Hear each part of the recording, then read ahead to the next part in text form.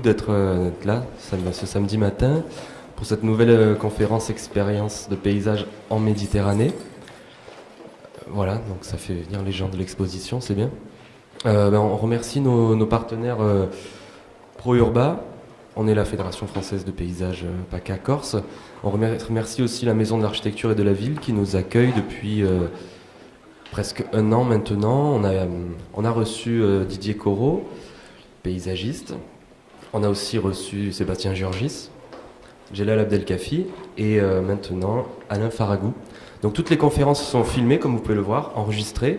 Il y a un débat ensuite avec l'intervenant qui est enregistré également. Donc, toutes les conférences sont disponibles en vidéo sur le site de la Fédération française de paysage en intégralité. Donc, vous pouvez voir, c'est un cycle qui a commencé à Paris, au pavillon de l'Arsenal, il y a plusieurs années. Donc on commence à avoir une base de données, des expériences avec un S de paysage assez conséquente. Voilà, je laisse la parole à Monsieur Faragou. Bonjour à tous, merci à la Fédération française du paysage et particulièrement Nicolas Vatté et Pierre David de s'occuper de donner la parole à des paysagistes.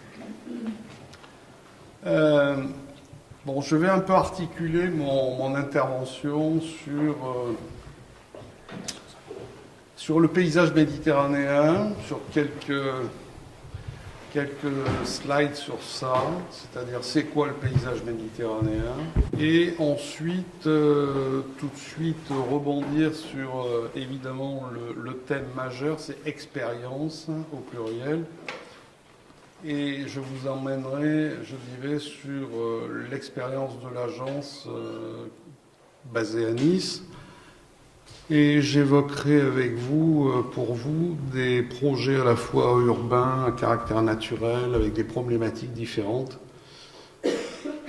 Le premier sera basé sur la notion de terroir. Le second thème sera plutôt lié à l'urbanité, envie de ville.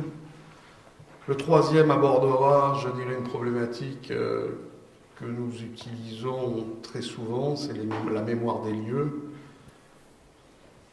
Ensuite, les sites et les milieux. Et je finirai par une autre rubrique qui reflète un peu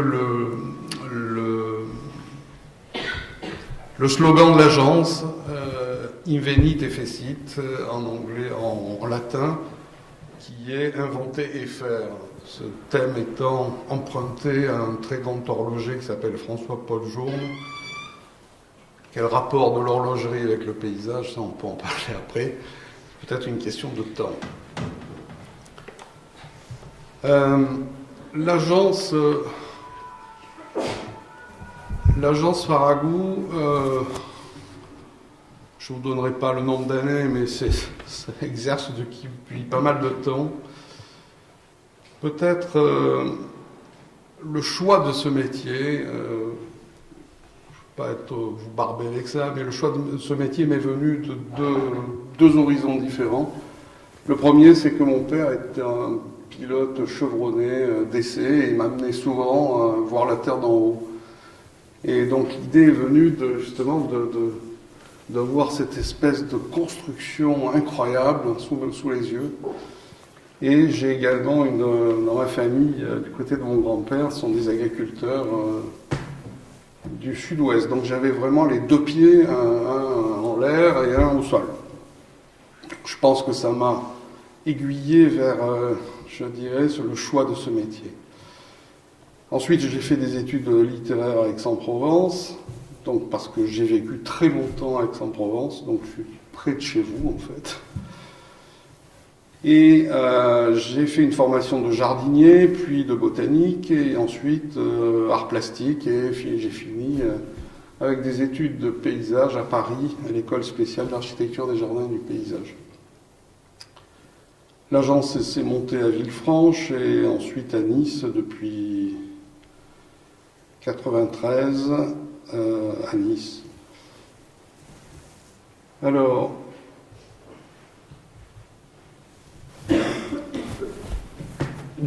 Alors, le titre également, du concept au concret. Pourquoi j'ai voulu donner ce titre? Parce que pour moi, le métier de paysagiste, maintenant on dit paysagiste concepteur, avant on disait architecte paysagiste, après on a eu paysagiste conseil, moi ça m'est totalement égal, le titre m'importe peu.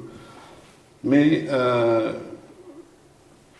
j'estime que notre métier est, je dirais, significatif à partir du moment où on passe au stade de la réalisation. Pour moi, concevoir c'est bien, faire c'est aussi bien. André Malraux d'ailleurs disait il est bien de protéger les paysages et d'en parler, mais il est encore mieux d'en créer. Je crois que ça c'est quelque chose qui est important. On ne peut pas non plus ne rester uniquement dans les slogans ou dans des idées. Une agence de paysage, son métier, c'est pas de faire des thèses, mais d'essayer au quotidien, je dirais, d'amener de l'humanité dans les transformations qui se déroulent sous nos yeux. Inventer, c'est un concept. Inventer, c'est évidemment prendre des risques, c'est donner du sens au lieu, ne pas faire de concessions. Alors, je voudrais faire juste une petite aparté, je dirais, sur le paysage méditerranéen. Je vis et je travaille dans une région où en fait le paysage a été totalement façonné par une économie. C'est-à-dire que la notion de paysage, je dirais le caractère naturel de ce que nous percevons du paysage, et finalement il se limite à des boisements, des lignes de crête, des formes, des silhouettes. Et je dirais que tout ce qui a été façonné notamment dans les collines et les zones agricoles, est fait de toutes pièces. On verra des exemples précis là-dessus. Et j'aime beaucoup cette approche, justement, de la construction du paysage. C'est ce qui nous rapproche d'ailleurs du métier de l'architecte. Et je me sens d'ailleurs plus près des architectes que des horticulteurs. C'est-à-dire que notre capacité à inventer et à construire est fondamentale. Alors, c'est vrai que dans cette image, enfin ces images, ces 4 images, les strates du paysage s'effeuillent comme les pages d'un livre qui raconte les épisodes de la longue histoire de la transformation des territoires. On peut le ressentir comme un tableau en 4 dimensions qui évolue dans le temps, qui a été immortalisé par des peintres, des écrivains, des paysagistes.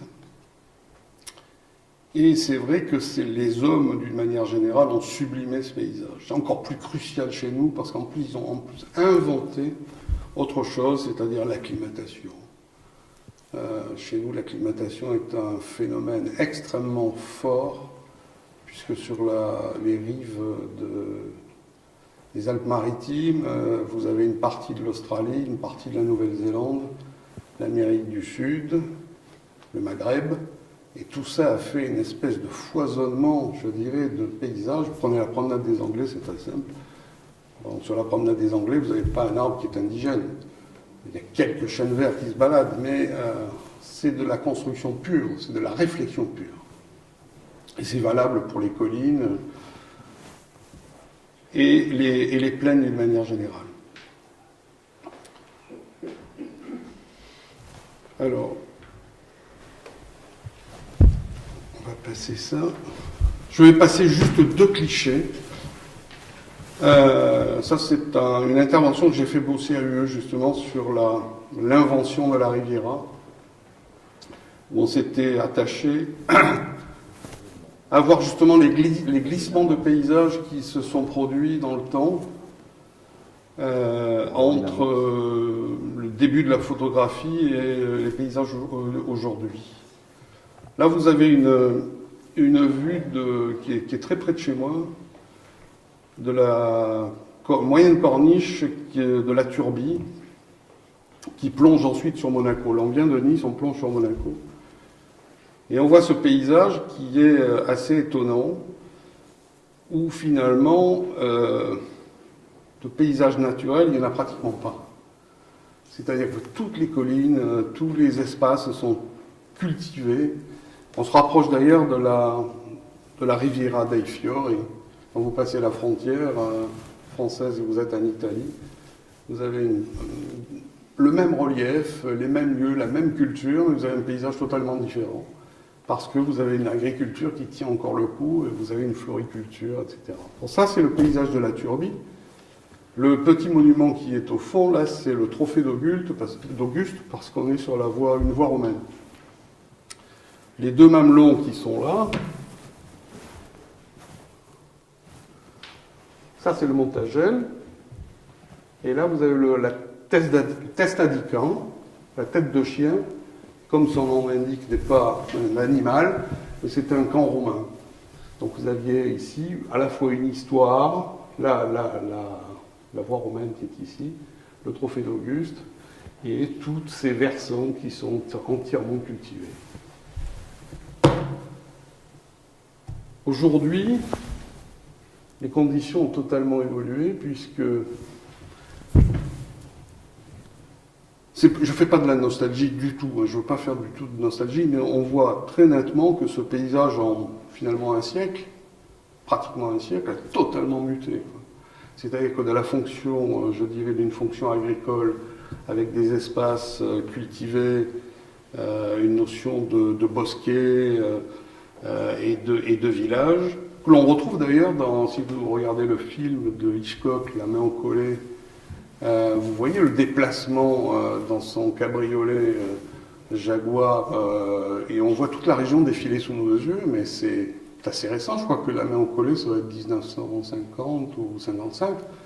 Vous voyez une différence colossale, je dirais, dans le paysage. Ça n'a rien à voir, rien à voir. Donc ça veut dire que le paysage se transforme. Alors il faut savoir se poser la question, s'il se transforme, c'est avec qui, avec quel spécialiste, etc. On voit évidemment que par rapport à la photo précédente, que vous avez des zones qui ont évolué, qui se sont boisées ici. Et évidemment, toutes les terres de culture sont devenues des zones préférentielles pour l'habitat.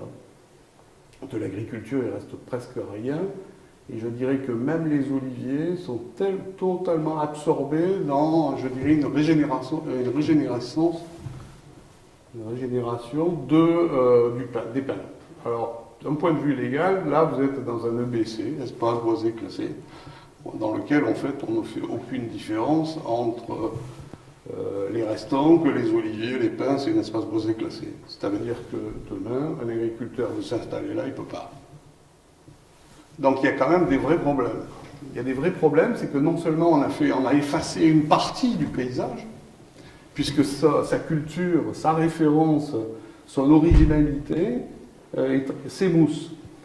Alors, est-ce qu'il faut inventer, est-ce qu'il aurait fallu inventer, est-ce que pour le futur, les nouveaux projets devraient se faire, je dirais, avec cette notion justement d'identité paysagère, et ne pas se contenter, je dirais, de faire intervenir des paramètres écologiques ou des paramètres de classement d'espaces boisés. Est-ce qu'on ne pourrait pas trouver une autre appellation? Moi, je suis confronté tout le temps à cette notion d'espace boisé classé. Et tout le temps. C'est-à-dire que les paysages sont mis sous cloche. D'ailleurs, on a même honte de parler de paysage. Le paysage n'existe pas. Espace boisé classé. Alors que des fois, les paysages sont totalement ouverts, il n'y a rien. Mais ils sont espace boisé classé. Bon, c'est une petite anecdote. Alors, la particularité, bien entendu, du paysage méditerranéen, c'est également, je dirais, cette réciprocité entre la notion de jardin et la notion de paysage et vice-versa.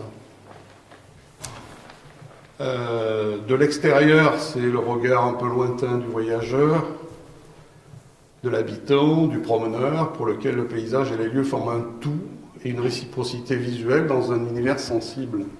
Et de l'intérieur, c'est le reflet du plaisir, de la matière de nos rêves, et de l'équilibre constamment réajusté entre l'art et la nature. Car, bien évidemment, le paysage est un va-et-vient permanent et un équilibre chaque fois reformulé entre le monde fait par l'homme et le monde naturel, entre le domestique et le sauvage.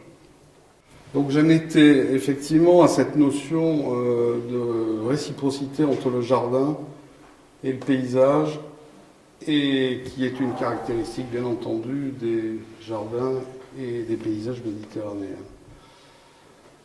Et je ne peux pas non plus ne pas évoquer, je dirais, faire un hommage à Roberto Burle Marx, qui est un très très grand architecte paysagiste que j'ai rencontré 2 fois à Rio et que j'ai revu en Europe juste après. Et pour moi, ça a été une rencontre exceptionnelle, parce que cet architecte paysagiste était capable de tout.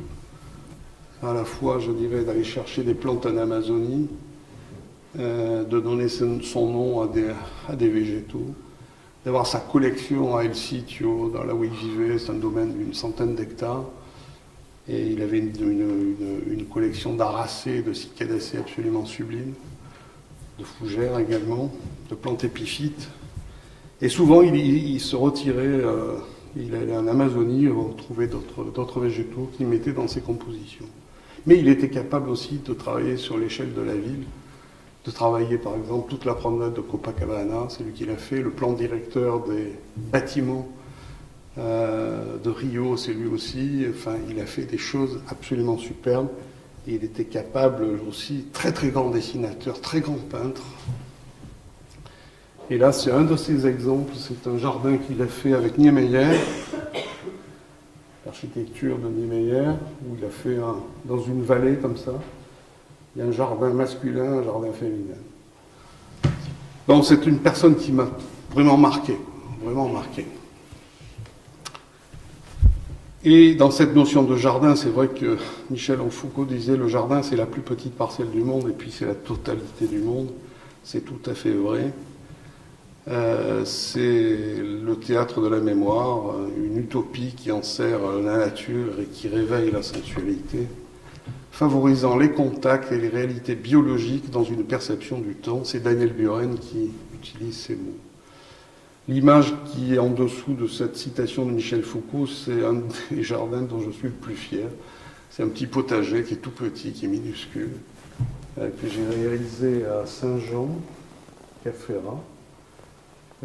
C'est un système d'arrosage par martelière, où le client, chaque année, récolte les légumes du comté de Nice, qui sont chez nous extrêmement célèbres.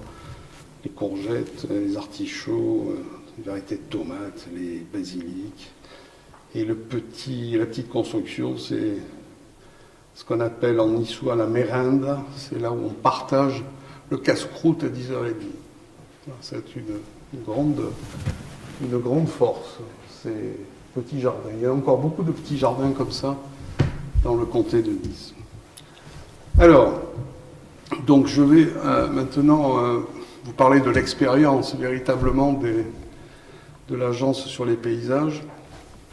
On va commencer par la notion de terroir, où on a, je dirais, des exemples de production, de projets. Ça, c'est un projet sur lequel nous avons travaillé, c'est à peu près une centaine d'hectares, 120 hectares, je crois. La ville de Martigues a lancé un concours. C'est un espace qui est sur les rives de l'étang de Berre. Bon, c'est marrant parce qu'on parle d'expérience, vous avez les bonnes expériences et les mauvaises expériences. Nous avons été lauréats de ce concours et 15 jours après, ils ont stoppé le projet. Voilà, donc c'est aussi des expériences. Des choses qui... Vous mettez 6 mois à faire un projet, vous le gagnez. En plus, c'était une compétition avec des... Je crois que tous les autres architectes paysagistes étaient tous parisiens, il me semble. Oui, il me semble que c'était ça.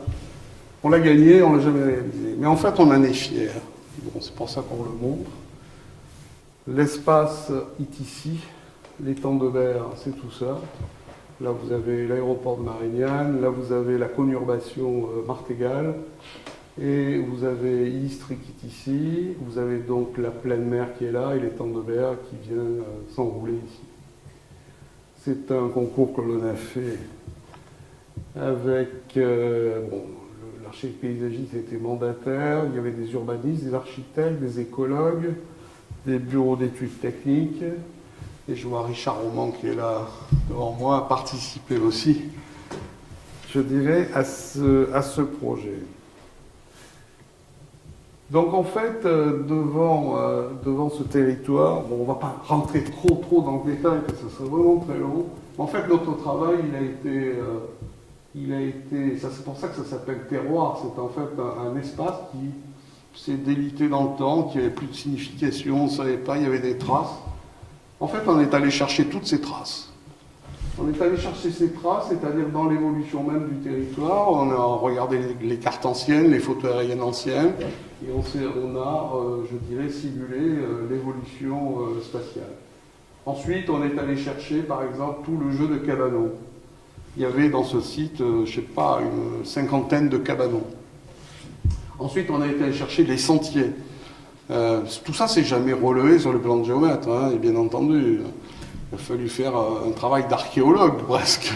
C'est-à-dire, on est allé chercher, il y avait un système d'irrigation extrêmement calculé, il y avait des puits, il y avait des moulins à vent, enfin un ensemble de choses. Et avant de se projeter et de se précipiter sur un quelconque concept, en fait, on est allé fouiller. On est allé fouiller. En plus, bon, la programmation était, je dirais, à la fois de faire un parc à thème et un parc de loisirs. Le parc de loisirs s'enroulant, je dirais, sur les monts de verre. Le parc à thème étant, je dirais, à caractère plus ou moins payant. Donc, nos visites sur place, nos intuitions sur place ont montré qu'il y avait des axes préférentiels, des ouvertures visuelles, des points, des lignes, des surfaces. Bon, cette phase d'identification des différents éléments. Tout n'apparaît pas ici, mais bien entendu, les écologues ont fait aussi leur travail dans leur coin, c'est-à-dire qu'ils ont recensé tous les milieux différents, herbacés, les milieux arbustifs, arborés, enfin il y a eu tout un travail, également sur la faune. Premières esquisses, et tout de suite on s'est, je dirais, orienté vers un projet qui s'articulerait autour de 3 notions, la notion de culture provençale, la notion des jardins et la notion de nature méditerranéenne. Dans la culture provençale, on a donc des thèmes qui étaient liés à l'eau, évidemment la pratique de la pétanque, les cabanons, l'artisanat, le verger, la campagne de Pomone, le potager. Dans les jardins, on avait la notion du jardin de Bastide, les voyages des plantes, les plantes aromatiques et médicinales, le jardin de l'imaginaire, le jardin technologique et la villa romaine, on va voir pourquoi tout à l'heure. Et dans la nature méditerranéenne, un groupement d'éléments floristiques, faunistiques, la plage, l'étang, la chênaie, la garrigue parfumée, la pinède. Bon, c'est pas que des mots, puisqu'en fait, toutes ces fonctions-là, en fait, on s'en sert après avec justement les cabanons. C'est-à-dire que les cabanons deviennent un peu comme des bornes, je dirais, d'information. Et le plan masse ressemble à ça. C'est-à-dire une nature qui est réinventée, mais qui se plaque parfaitement avec ce qu'elle regroupe de richesses. Et quelques visuels. Au moment où on faisait encore des visuels à l'aquarelle. Là, vous voyez l'Olivré. Là, vous avez des belvédères qui sont établis sur l'étang de Berre. Évidemment, tous ces éléments étaient aussi destinés à recevoir une explication, une pédagogie de ce qu'on avait sous les yeux. Ce jardin-là, lui, était, on le voit dans le plan masse ici, c'est ce jardin-là, c'est le jardin expérimental qui reprend la forme et les proportions du jardin d'Adrien à Tivoli. Et puis des axes de pénétration. Je vais essayer de faire court parce qu'on ne va pas trop loin y arriver. Alors ça, c'est une deuxième expérience de terroir, sauf que le premier était un terroir qui était, je dirais, acquis.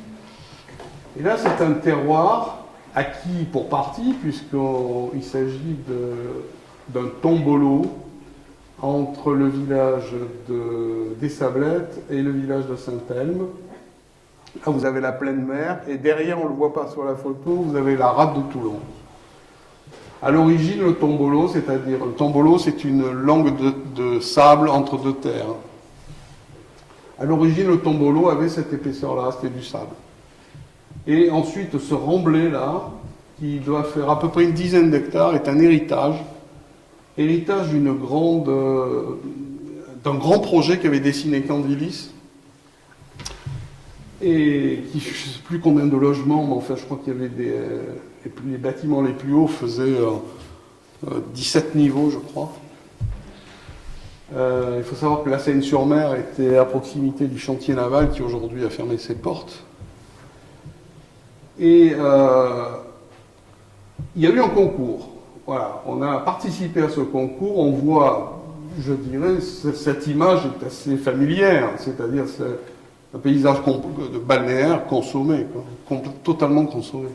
C'est-à-dire qu'on a fait une route, on a mis des baraques à frites, là on a mis des autotampons, derrière il y a une espèce de stade de jeu, enfin voilà, c'est un lieu qui a totalement perdu, qui avait perdu totalement dans son identité.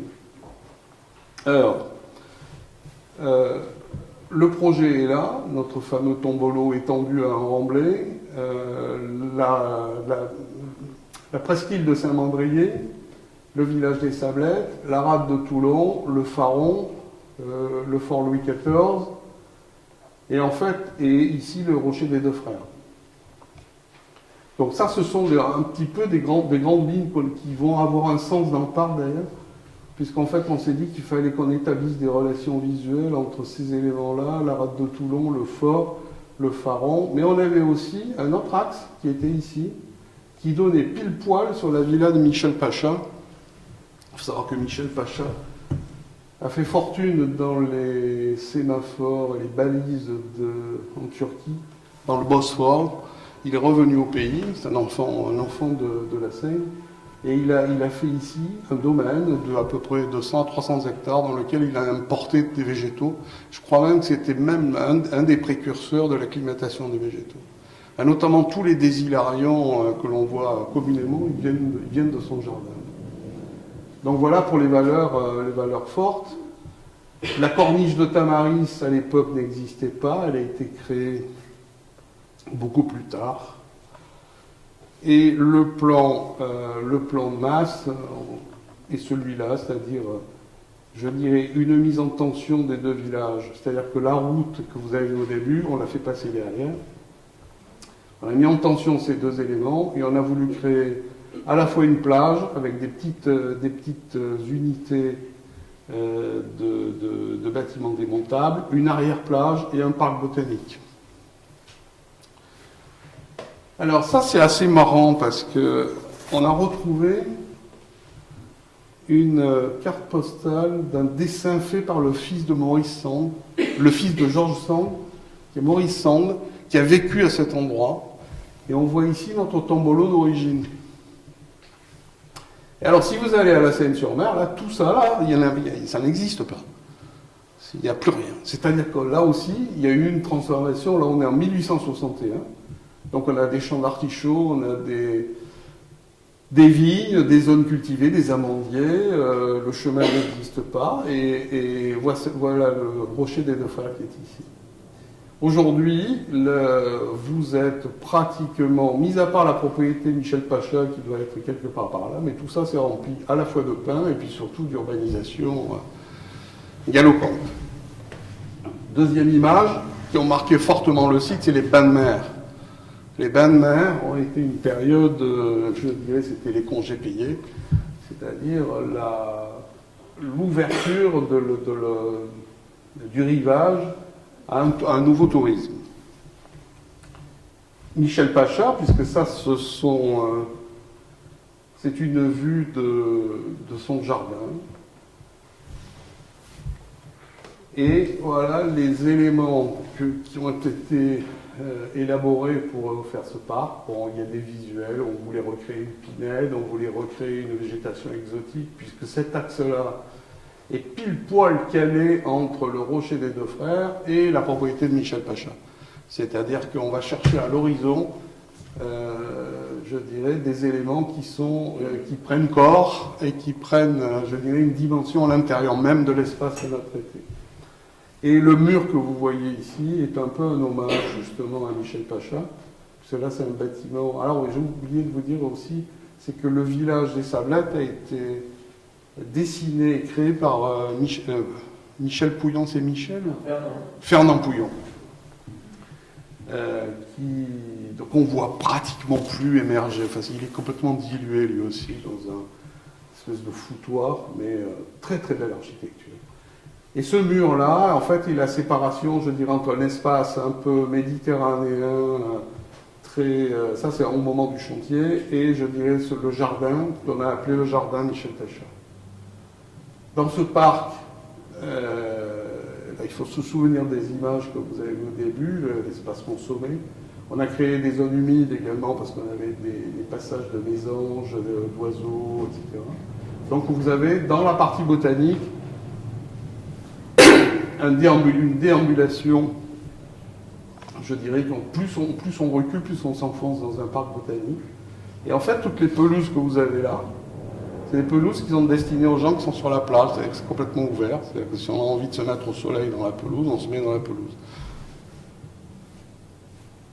Et les bancs que vous voyez ici, en fait, étaient destinés à se protéger du Mistral, c'est-à-dire qu'ils sont...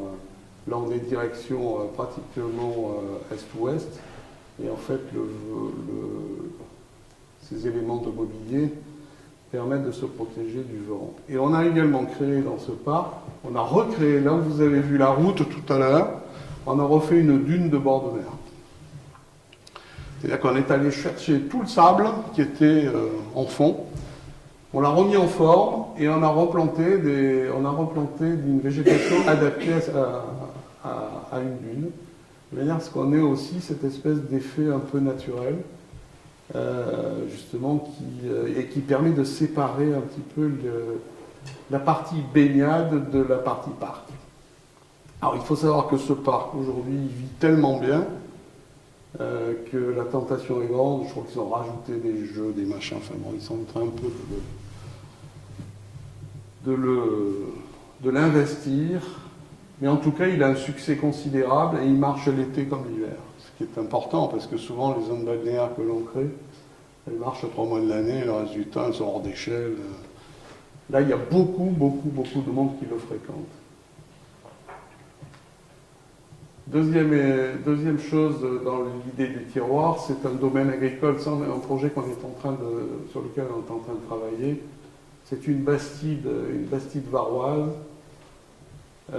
qui est dans le golfe de Saint-Tropez, que vous avez ici. Ça, c'est le golfe de Saint-Tropez. On est sur la commune de Grimaud. Et alors, c'est assez marrant parce qu'en 1960, vous avez le domaine qui est ici. Et en fait, il s'étendait jusqu'à la mer. Aujourd'hui, vous avez des grands lotissements qui viennent, je dirais, fermer le domaine. Et les cultures sont en train de disparaître. Enfin bon. Et là, on est en train de travailler, je dirais, sur une remise en état de ce projet en essayant, là, toujours pareil, Ici, là, vous avez l'ancienne ferme et le BC, il est ici. Tout ça, c'est le BC. Donc, difficulté par rapport à l'administration de faire passer le message. C'est-à-dire que ce qu'on crée ici, en fait, ce sont déjà des empreintes existantes, préexistantes.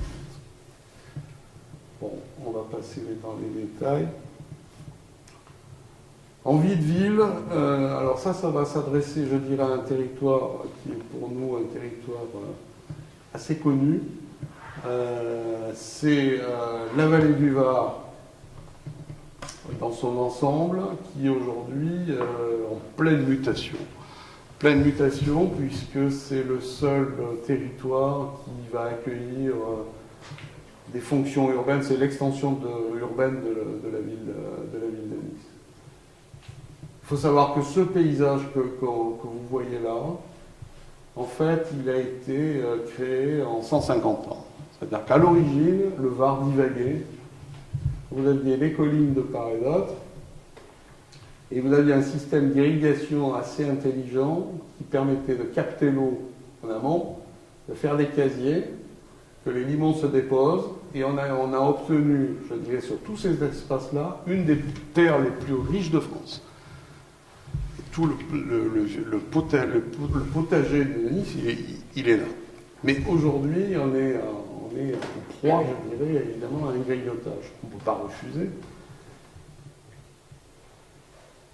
Alors, dans ce projet-là, dans cette extension-là, qui est une OIM, on a participé à plusieurs initiatives, dont une, celle-là, c'est un concours, enfin un concours, non, c'est en cours de réalisation. C'est un projet qu'on a gagné avec Jean Nouvel sur des opérations de logement. Jean Nouvel, et en ayant beaucoup discuté, on s'est orienté, je dirais, sur une libération, je dirais, des espaces périphériques, de manière à les faire, à faire respirer, je dirais, les espaces de proximité.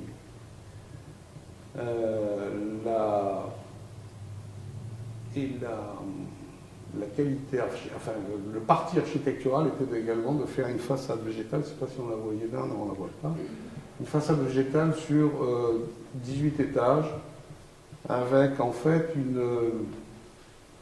une coursive totalement décalée, c'est-à-dire que la façade est ici, il y a un creux qui est là, et les coursives sont séparées. C'est-à-dire que ça, ce sont des accès à des appartements. On le voit ici, on le voit un peu mieux. Alors ça, c'est l'intérieur des jardins. Il faut savoir que c'est des logements sociaux. Hein. C'est des logements sociaux et qui sont entièrement traversants, ce qui est déjà une belle prouesse. Et l'intérieur du traitement paysager des espaces, en fait, j'ai voulu là réintroduire, je dirais, la nature. C'est-à-dire que je considérais que l'ordre était dans l'architecture, le désordre dans la nature. C'est un peu le leitmotiv. Et il faut savoir aussi qu'entre cet espace-là et celui-là, il y a une différence de niveau, il y a un creux, on va le voir un peu plus loin, mais on a aussi une lecture, je dirais, une limite qui est poreuse entre l'espace public et l'espace privé. Cette limite poreuse, en fait, elle vient par la création d'un vallon obscur. Ça a plu énormément à Jean Nouvel. En fait, on a des niveaux de parking qui sont ici, plusieurs niveaux de parking. Et en fait, je recrée ici un joint creux. Alors, la partie publique est ici, la partie privée est là. Et ce joint creux, en fait, reprend l'identité des vallons obscurs niçois. Les vallons obscurs niçois, en fait, ce sont des vallons, c'est exactement, ce sont des vallons qui se sont creusés dans le Poudingue, dans le temps, et quand vous pénétrez dans ces espaces, vous êtes carrément plongé en Nouvelle-Zélande. C'est un habitat formidable, avec une fraîcheur. Et on m'a dit que les vallons obscurs étaient plus visités à l'époque, début du 19e, plus visités que la promenade des Anglais. Alors cette vallée, on voit là très nettement, je dirais, la divagation du Var. On voit les casiers en cours de dépôt de limon. Évidemment, on passe de ce type de paysage à, je dirais, bon, l'envahissement des collines. Et ensuite, aujourd'hui, une fois qu'on a envahi les collines, maintenant, on va faire la ville de demain, je dirais, sur ces terrains. Bon, voilà ce qui se passe. Bon, le grand cadre paysager est toujours là, le fleuve est toujours là. Une particularité dans les Alpes-Maritimes, c'est qu'on a une chance inouïe, le paysage encaisse un maximum. Il encaisse vraiment beaucoup. Alors, ça, c'est je ne parlerai pas en détail, mais c'est un projet qui est en cours sur justement l'établissement d'un morceau de ville. Ce morceau de ville, en termes de paysage, on va essayer de trouver des cœurs d'îlots, on va essayer de soulever les bâtiments pour avoir géré des passages pour mettre en relation justement les vides. On essaye de stratifier les toitures. Tout ça est en concert avec une foultitude d'architectes. C'est en concert avec eux, c'est-à-dire quel rapport, je dirais, du paysage par rapport à l'architecture, justement. Les terrasses de réception, les joints creux, et on est en train de travailler sur la mise au point d'un master plan. Alors l'opération de Jean Nouvel est là, et là c'est l'autre partie. Alors cette histoire de vallon obscur se prolonge ici. Voilà, c'est un schéma, je dirais. Ça, c'est une image qu'a fait le cabinet Carta. Voilà. Et également l'utilisation des toitures. L'utilisation des toitures, puisqu'on est dans un espace totalement agricole. On s'est, je dirais, focalisé justement sur une promenade perchée au 8e étage qui fait alterner, je dirais, un ensemble de découvertes de toitures potagères, florales, expérimentales. Ça, ce sont des vues. Autre quartier limitrophe, le quartier du Grand Arenas, qui est dans le prolongement, sur lequel on travaille des sujets que je vais passer un petit peu plus rapidement. Là, on est toujours sur en vie de ville, mais on est dans un autre domaine, c'est la terrasse des Ponchettes de Nice. C'est l'origine des terrasses au XVIe siècle. C'est le fonctionnement que vous avez exactement sur la promenade des Méchants à Palerme. C'est-à-dire que la bourgeoisie venait se promener sur les toits, regarder les pêcheurs d'un côté, et entretenait le lien également avec le marché qui est de l'autre côté. Et le palais ducal qui est juste à gauche de l'église ici. C'est-à-dire que c'est un endroit, c'était un salon de plein air. C'est-à-dire on venait, on prenait toujours de la distance avec le sol, mais on venait en hauteur. Aujourd'hui, ces toitures sont totalement, ne servent à rien, si ce n'est à évacuer les fumées. Donc le projet consistait en fait à redonner une vie de manière à pouvoir, je dirais, utiliser cette toiture. Voilà les schémas. La rue intérieure sera également traitée. Aujourd'hui, là, si vous allez là, c'est un cloaque. Les poubelles, les restaurants, enfin, c'est dramatique. Et évidemment aussi continuer à faire des perspectives. Ça, c'est un travail qui a été fait avec le cabinet Richer. Alors, cité-milieu, c'est une autre approche, je dirais, dans le métier du paysage. C'est que bien souvent, on est confronté justement à cette double appartenance, à la fois à ce qui se voit et les milieux, ce qui existe au niveau des complexités végétales.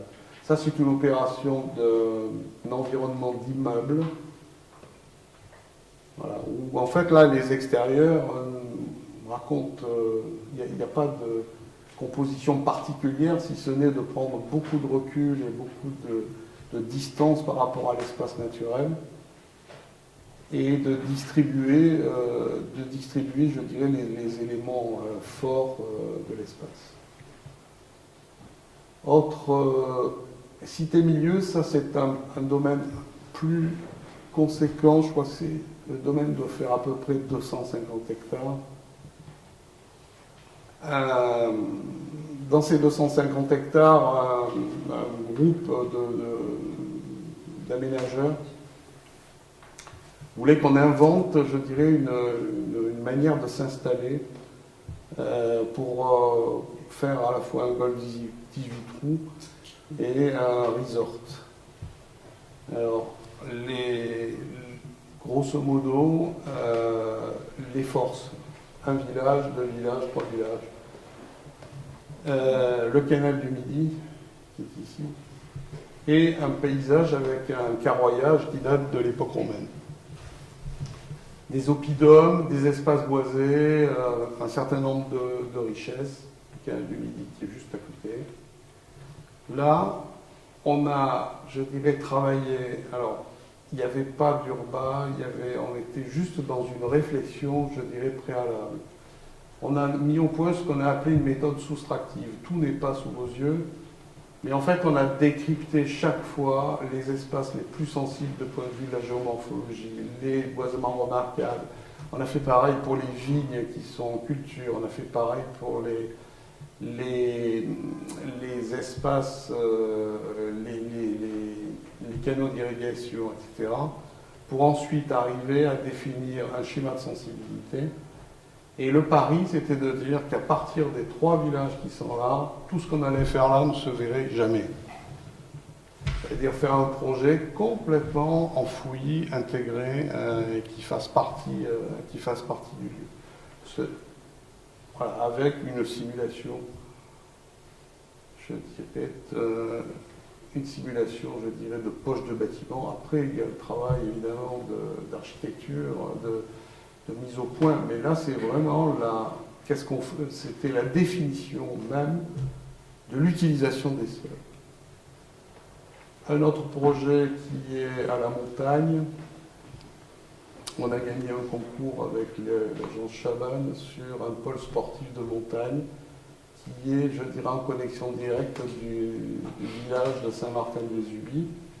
Dans un paysage, bien entendu, on s'en rend compte, qui est perçu de toutes parts, que ce soit à l'échelle rasante ou à l'échelle dominante. Et le travail avec les architectes, je dirais, s'est dirigé très nettement vers, je dirais, une concentration sous forme d'aile d'avion dans un coin, enfin dans la partie sud du projet.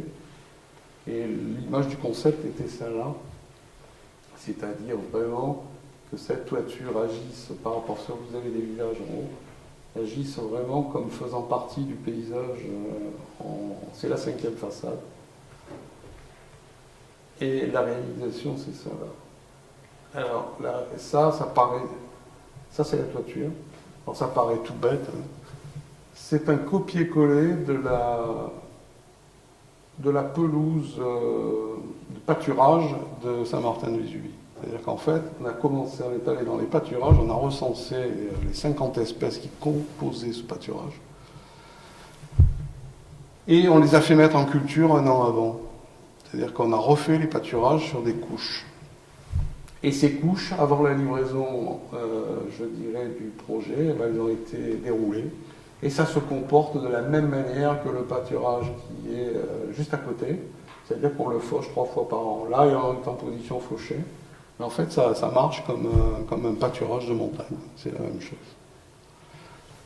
Au départ, le maître d'ouvrage voulait qu'on mette des sédums.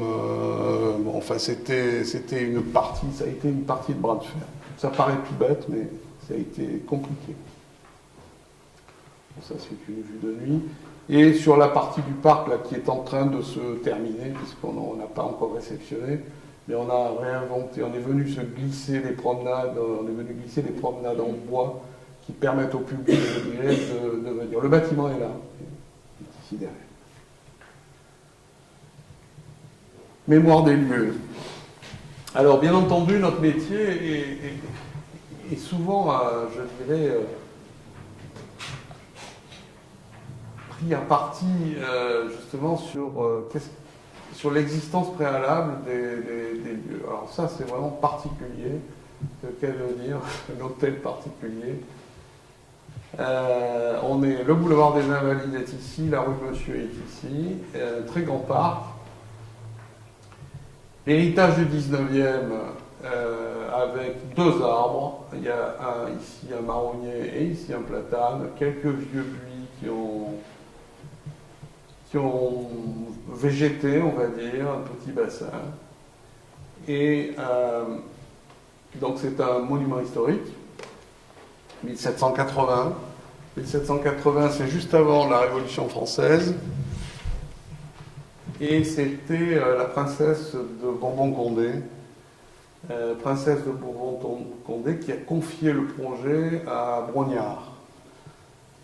Et Brognard, en fait, a fait plusieurs projets de jardin. Ces projets de jardin, on ne les a jamais retrouvés. C'est-à-dire qu'on a fait des fouilles de partout, en long, en large, en travers, on ne les a jamais retrouvés. Ce qu'on avait sous les yeux, c'était uniquement un reliquat du 19e. Mais il ne restait pas grand-chose, et surtout, on ne savait pas quel avait été le jardin, c'est-à-dire qu'on avait aussi un denteur des Seine-Brognard qui était celui-là. Et comme c'est un monument historique, il a fallu forcément prendre un parti sur la reconstitution de ce parc. Il faut savoir que cette période est une période charnière dans l'art des jardins, puisque là, on est, je dirais, dans l'esprit du 18e, c'est-à-dire la rigueur, la méthode, les proportions, on va dire, oui, la géométrie, et, je dirais, l'imitation de la nature, et cette époque étant marquée par les jardins anglo-chinois, les jardins dits à l'anglaise, etc. Donc il a fallu se prononcer à un moment donné sur la forme du parc que nous allions déposer. Et en fait, on n'a pris ni l'un ni l'autre. On a pris une composition totalement différente, qui a posé problème d'ailleurs par rapport à l'architecte en chef des monuments historiques. On a pris En fait, on a réinstallé une pièce d'eau qui reflétait le ciel, parce qu'il faut savoir qu'à l'origine, tout ça, c'était des potagers. Et les deux versions de jardin que l'on avait de Brognard, version régulière et version, on va dire, paysagère, ou plus à l'anglaise, s'ouvraient bien entendu sur les cultures qui étaient, les potagers qui étaient ici. Et aujourd'hui, vous l'avez vu tout à l'heure, on a également une église qui vient marquer je dirais le panorama. En fait, on a fait deux grands salons ici. On a dégagé des terrasses et on a fait deux jardins qui sont là et on a créé une perspective en fond. Donc ça, ce sont des vues. Bon, les vues du reflet. Ça, c'est le petit espace qui est ici. C'est-à-dire un passage dérobé pour les clients qui veulent rentrer, je dirais, dans la cour intérieure, ici, dans les appartements. Et voilà la réalisation. C'est-à-dire que là, de l'existant, il y a juste cet arbre. Celui-là, on l'a même planté, il faisait 17 tonnes. C'est un érable que alors on est allé chercher des végétaux, je ne vous raconte pas où, enfin ça a été terrible. Tous les buis qui sont là ont été plantés à l'âge adulte. Ils ont été parfaitement sélectionnés, c'est des buis cubiques. Là, il y a une collection de cornus absolument fabuleuse. On a une collection de glycines également. Enfin, je vous passe tous les détails. Mais le paysage s'est installé. C'est pratiquement 6 mois après la livraison.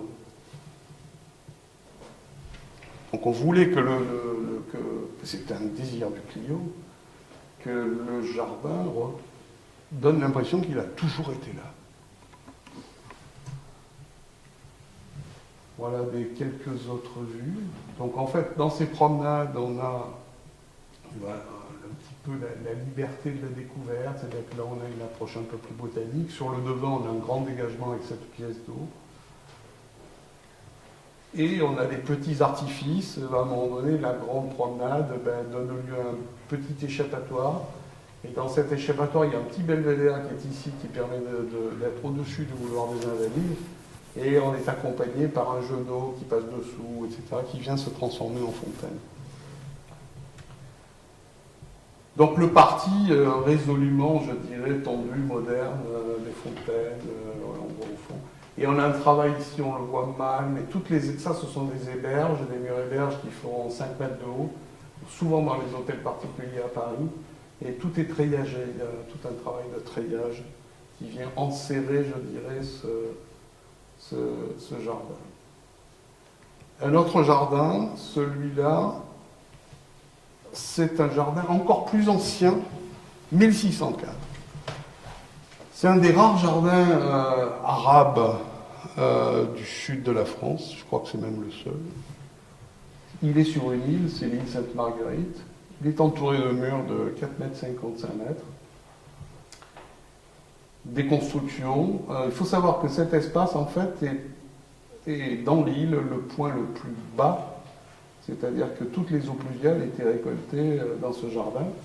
Et il abritait les troupes espagnoles, puisque les troupes espagnoles sont restées au large de Cannes pendant 30 ans. Ce qui explique, en fait, ce jardin. On voit encore les bassins. Ces bassins-là étaient destinés, évidemment, à récupérer évidemment les eaux de pluie. Mais il y avait aussi les chevaux qui venaient boire ici. Et il y avait un autre bassin ici, mais qui s'est transformé là en piscine. On a refait entièrement l'orangerie. Je ne sais pas si on la voit. Bon, là, c'est en cours. Bon, c'est un jardin qui se fait vraiment par étapes. Et ça, ce sont les projets. Ça, c'est le projet du potager. Ça, c'est un autre mémoire des lieux. C'est toujours une autre époque. C'est l'ancienne propriété de la Gacan. Je crois que ça fait 1,8 hectare. C'est un projet qui a été ravagé complètement. Avec le bâtiment. Alors, c'est 1950 comme construction. Et je crois que l'architecte, c'est Barry Dirk, qui a beaucoup travaillé sur la côte. Le bâtiment fait à peu près 60 mètres de long. On ne le voit pas dans toute sa longueur.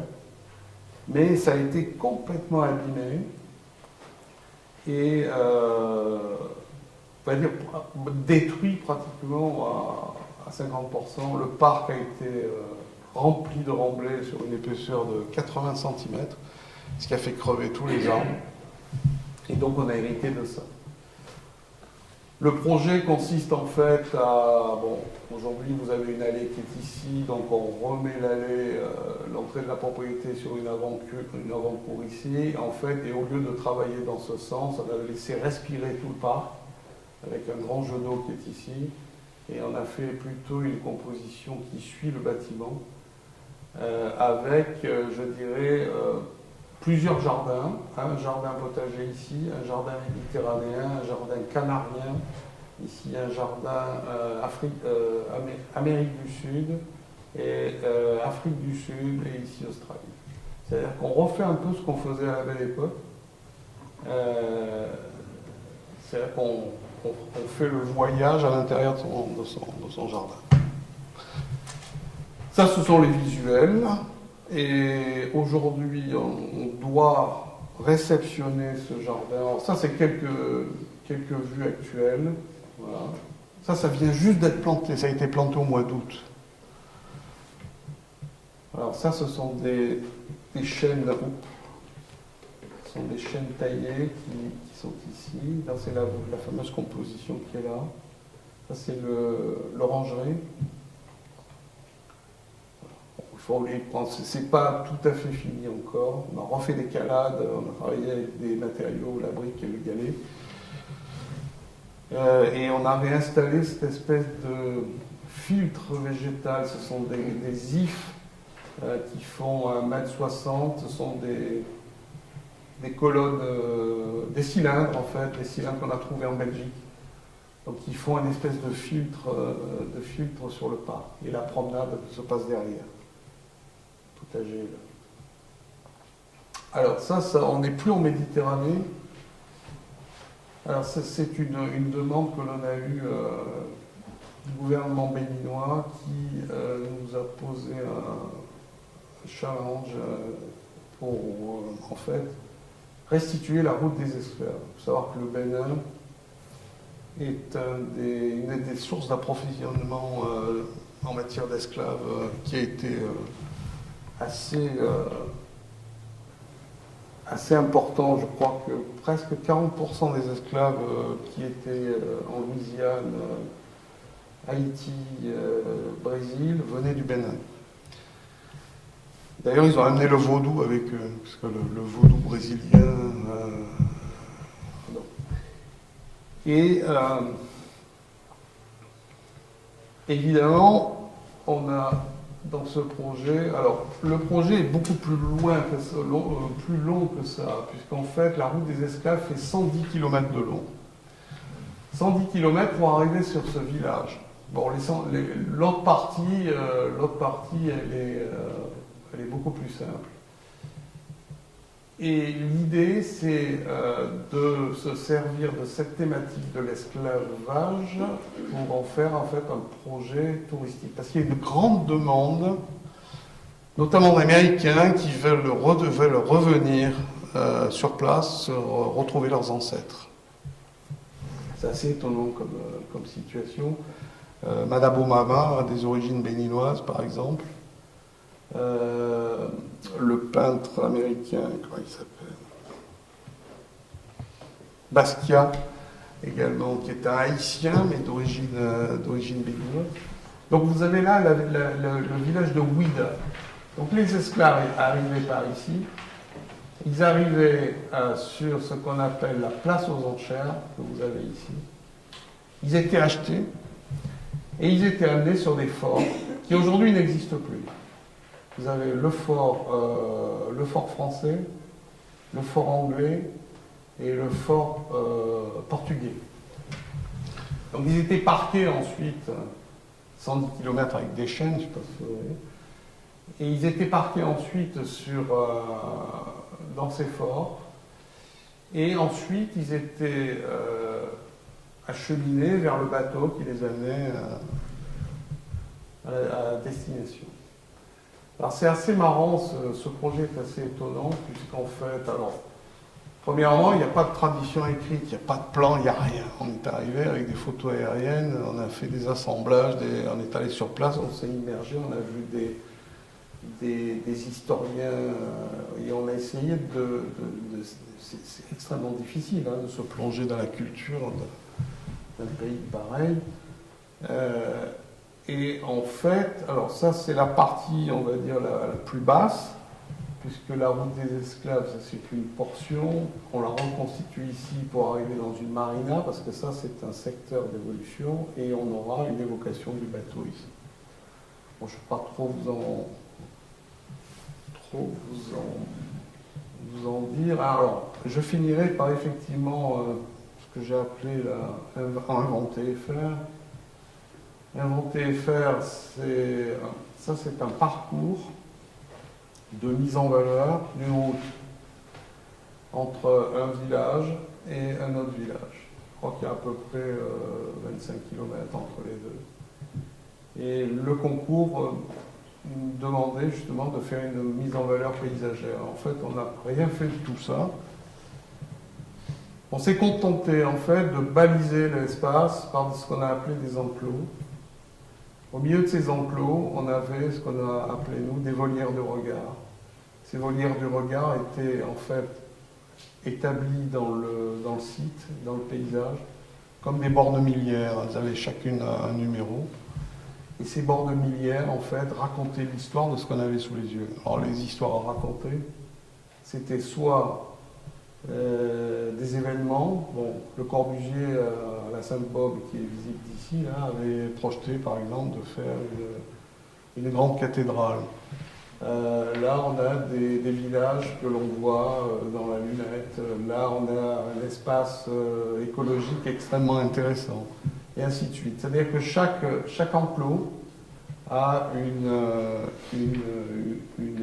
connotation, une explication. On explique, on révèle le paysage.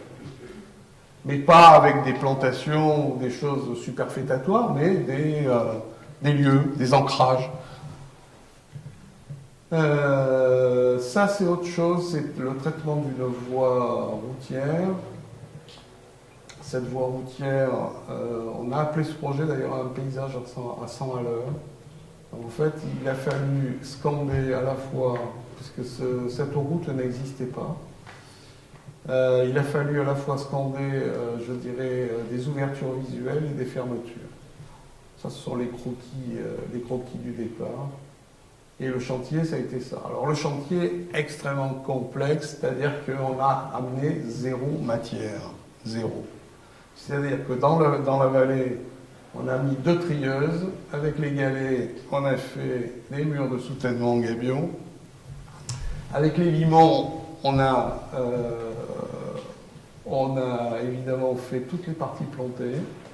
Et l'intervention, bien entendu, au niveau paysage a été assez forte.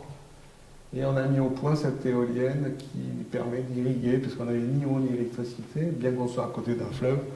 En fait, on a fait des forages. Ces forages sont surmontés d'éoliennes qui fonctionnent au fil du vent.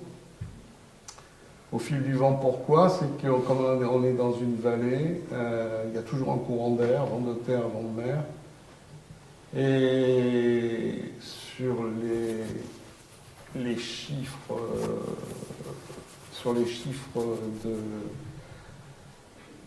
de pompage, on est à 30 mètres cubes d'eau par jour par éolienne. Ce qui nous a suffi amplement, je dirais, pour arroser nos végétaux. Et par contre, au niveau technique, ça a été compliqué parce que aujourd'hui, on travaille qu'avec des programmateurs, avec de l'électronique, etc. Et nous, on ne voulait pas ça.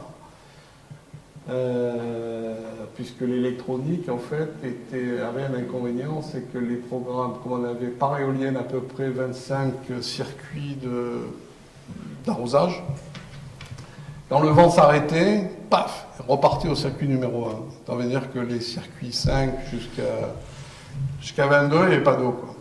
Donc en fait, il a fallu qu'on fasse reconstruire des programmateurs tels qu'on les faisait dans les années 50. C'est des programmateurs à Cannes. D'ailleurs, il n'y a pas d'électronique du tout, et ça marche aussi bien. Voilà, ça, c'est un jardin. Ce jardin, on a hérité de ça, c'est-à-dire qu'à droite, on ne voit pas la propriété, mais bon, évidemment, la maison s'est construite, on a mis les remblais devant. Et on est devant un très beau paysage dans l'Estérel, les roches rouges. Et ce qu'on en a fait, c'est ça. Voilà. Le bâtiment, alors l'architecte italien, je ne me rappelle plus comment il s'appelle. Lui s'est arrêté à ça et nous on a fait tous les extérieurs. Les piscines, l'entrée, etc. Ça c'est l'entrée.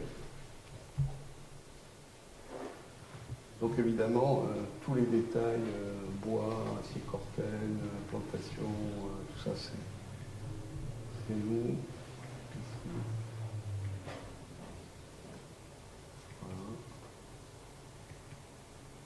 Et plus on s'éloigne de la maison, plus on redonne, je dirais, une valeur naturelle forte, quoi. On se demande ce qu'on a fait, mais en fait, on a tout fait. Ça, c'est un autre projet qui est assez grand. C'est un projet qui fait 1,5 hectare. Tout ce que vous voyez là, ça, c'est l'entrée de la propriété. Tout ce que vous voyez là, il n'y avait rien. Les chênes lièges qui sont là, on les a amenés. On est allé choisir dans la nature, palmiers, tout ça. C'est un jardin qui est composé de plusieurs jardins. Il y a un jardin, c'est un jardin blanc. Là, c'est des jardins de broderie. Là-haut, vous avez un grand espace. Et ce que vous voyez derrière le mur, c'est ça. C'est-à-dire qu'un jardin, on va dire andalou, caractère andalou. C'est-à-dire qu'en fait, les jardins se découvrent au fur et à mesure qu'on avance dans la promenade. C'est-à-dire qu'on les a jamais sous les yeux, on les devine au fur et à mesure qu'on se déplace. Le seul élément, je dirais, plus ouvert est devant la propriété. Et je finirai par cette vue-là, puisque le jardin s'ouvre toujours sur quelque chose. Donc on a le paysage en arrière-plan et le monde intérieur sous les yeux. Voilà, j'espère que je n'ai pas été trop long. Ouais.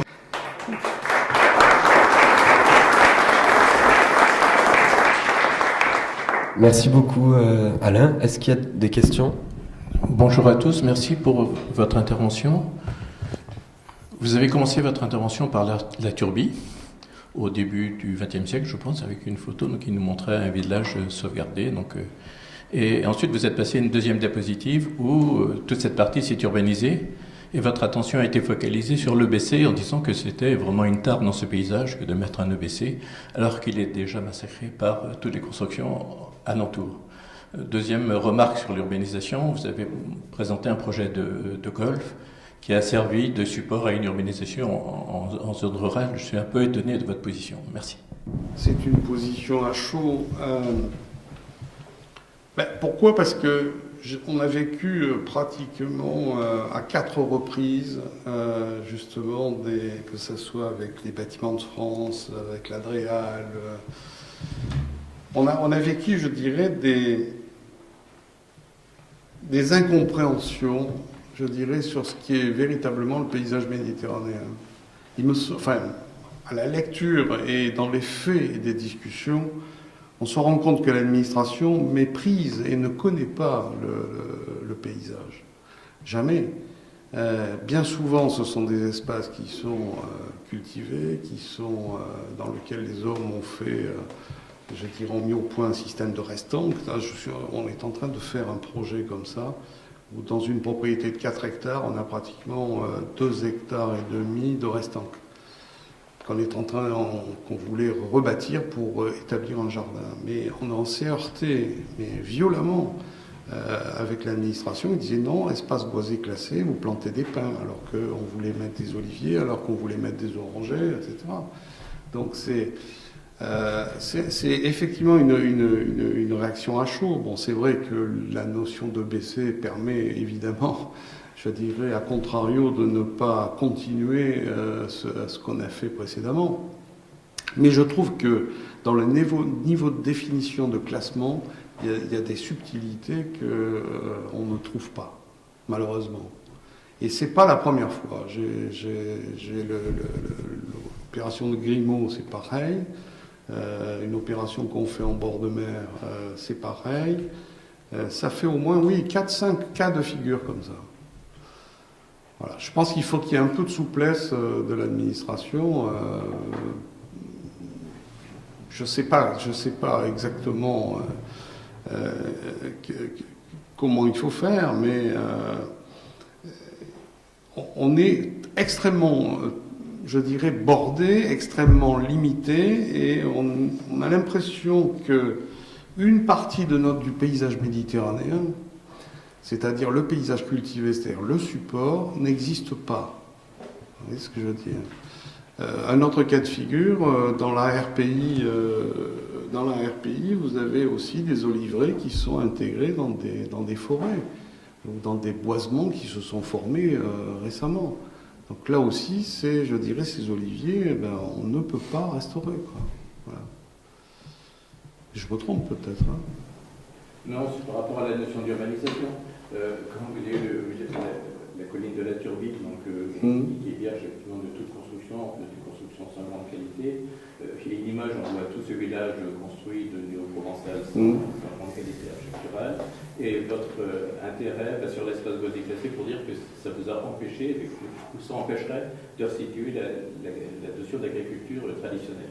Sauf qu'à partir du moment où tout ce haut de colline est urbanisé, qu'il reste un espace boisé classé, c'est un espace simplement boisé, c'est un moindre mal par rapport à toute l'urbanisation qui a pu se développer.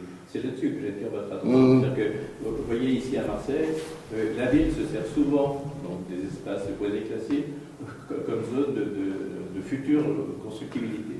Donc, on voit bien qu'il y a un malaise, parce qu'un espace boisé classé, c'est un espace naturellement non constructible. Et donc, réversible, sans doute vous n'avez pas eu trop de chance dans le contact que vous avez avec vos interlocuteurs de l'administration, mais la notion de protection d'un espace boisé classé vaut pour empêcher l'urbanisation. Oui, mais bon, peut-être qu'il y a des subtilités à trouver dans les futures appellations des PLU. Il y a peut-être des paysages à classer, tout simplement. Vous êtes paysagiste, la plupart des personnes ici sont sensibles à la qualité du paysage. Nos interlocuteurs citoyens et élus n'ont pas cette sensibilité-là. Et parfois, si vous n'avez pas des protections fortes et parfois un peu absurdes, vous n'arrivez pas à protéger. Et en fait, beaucoup d'espaces ici, notamment à Marseille, sont transformés en zone de constructibilité alors que naturellement, ça doit être protégé, y compris les jardins publics. Oui, c'est un moindre mal. C'est un moindre mal. Je comprends. Le paysage, quelle est la relation justement de ton travail par rapport à l'architecture et le paysage? Comment tu arrives à t'intégrer dans ce domaine? Un métier de paysagiste, je dirais, en complicité avec des architectes. J'adore travailler avec des architectes à partir du moment où ils ne me relèguent pas, je dirais, sur un planteur de salade. Quoi. Voilà, c'est-à-dire que j'aime bien... Hein? La farigoulette. Donc, pour moi, elle est extrêmement nécessaire, je dirais, le travail avec l'urbaniste, avec l'architecte. C'est une complicité incroyable, quoi. Pour moi, c'est essentiel. C'est essentiel. Encore faut-il que les architectes avec qui je travaille aient quand même un minimum de culture, je dirais, par rapport au paysage. Pour pas qu'on soit non plus relégué à, je dirais, à la fonction chlorophyllienne, ou comme disait Jean Nouvel, pour mettre de la vaseline verte. Il adore utiliser ce mot. Le paysage, c'est pas de la vaseline verte, je dirais, c'est une contribution à l'établissement de la ville, je dirais, à l'établissement du patrimoine. Donc, voilà, on est partie prenante, je dirais, dans la construction de l'espace et dans le bien-être. Bonjour. Est-ce que vous trouvez que les influences d'aujourd'hui dans la création d'une identité ouverte sur l'extérieur par rapport au jardin et l'architecture intérieure a vraiment évolué depuis ce qu'on appelait les maisons des champs, notamment dans le Dauphiné, le Lyonnais, et venant des influences italiennes? Moi, je retrouve effectivement par rapport à vos créations et ce que vous montrez aujourd'hui, effectivement ce lien entre intérieur et extérieur et l'évolution vers un horizon, un paysage à développer. Mais est-ce qu'on est encore intégré aujourd'hui dans l'urbanisme et dans la création, dans nos identités nouvelles qui sont quand même les métropoles? Est-ce que vous y trouvez encore ces références-là? Est-ce que vous pouvez encore vous poser ces questions-là par rapport à l'ouverture sur l'horizon? L'ouverture du paysage intérieur, extérieur, architecture et urbanisme? Bien souvent, je dirais que les questions qui nous sont posées ne remettent pas tout en cause. C'est-à-dire que on travaille par exemple sur une extension de ville. On ne va pas se poser des questions sur pourquoi on l'a fait comme ça. C'est-à-dire on essaye d'amener notre savoir pour infléchir, améliorer et faire mieux, je dirais. Je pense que là, il faut avoir la mesure de l'artisan, quoi. Il faut essayer de rester humble. Bien souvent, la question qui est posée aux paysagistes, c'est pas de dire on va urbaniser cette vallée, comment prendre le problème. C'est qu'on participe, je dirais, à la mise en scène future d'un espace, oui, mais on nous pose rarement cette question.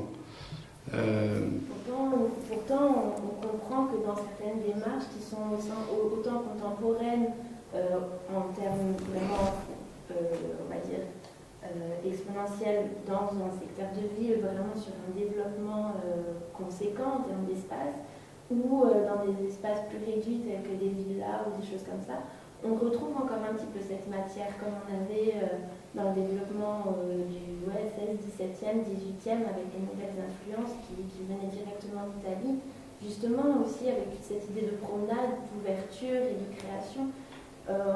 Est-ce que la promenade que vous incorporez aussi bien dans un secteur qui ne va pas être bâti comme vous avez pu le mettre en place à la Seine, ou des secteurs qui sont plus ou moins réduits comme celui-ci, est-ce que l'influence reste la même? Est-ce que la question, même si ce n'est pas votre interlocuteur qui la pose, est-ce qu'elle reste réellement concrète dans votre métier de tous les jours?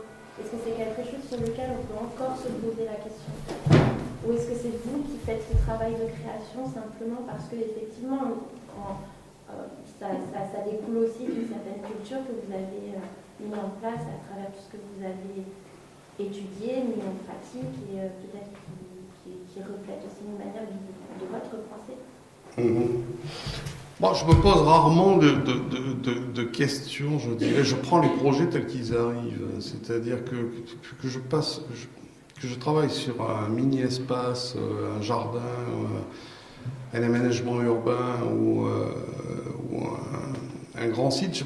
J'ai l'impression que les déclenchements et les réflexes et la mise en œuvre du projet sont les mêmes. Je veux dire, je ne fais pas de différence même entre privé et public. Je veux dire, j'ai toujours, je dirais, en mémoire, bon, d'abord, je fais travailler le regard, ça c'est sûr. Une fois que le regard a travaillé, ça donne des intuitions, mais il ne faut pas se dépêcher non plus. Ensuite, j'ai besoin d'avoir un partenaire écologie avec moi parce que je ne suis pas certain de telle et telle approche. Si j'ai bien compris votre question, parce que... Mais... Est-ce qu'il y a un vrai esprit contemporain dans la création paysagère d'aujourd'hui, en fait? Est-ce que cette création-là, elle est vraiment du domaine d'une applicabilité nouvelle, ou est-ce qu'on s'ancre encore dans les anciens principes? Ou est-ce que, matériellement parlant, moi je retrouve là-dedans tous les anciens cours d'histoire de l'art.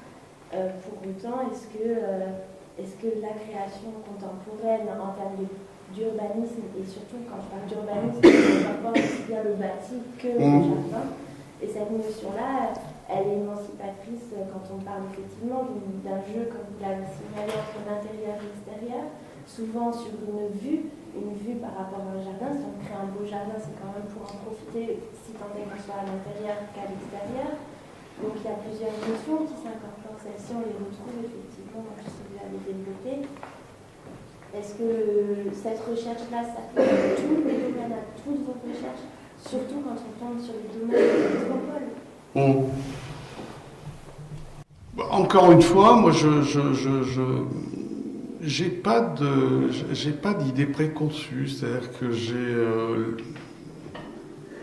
peut-être ça d'ailleurs le côté contemporain, c'est justement de ne pas donner de limite. Bon, c'est évident que quand vous agissez pour un client et quand vous êtes devant, je dirais, un bâtiment qui a une certaine écriture, une certaine époque, qui a déjà un vécu, forcément vous devez vous inscrire dans d'autres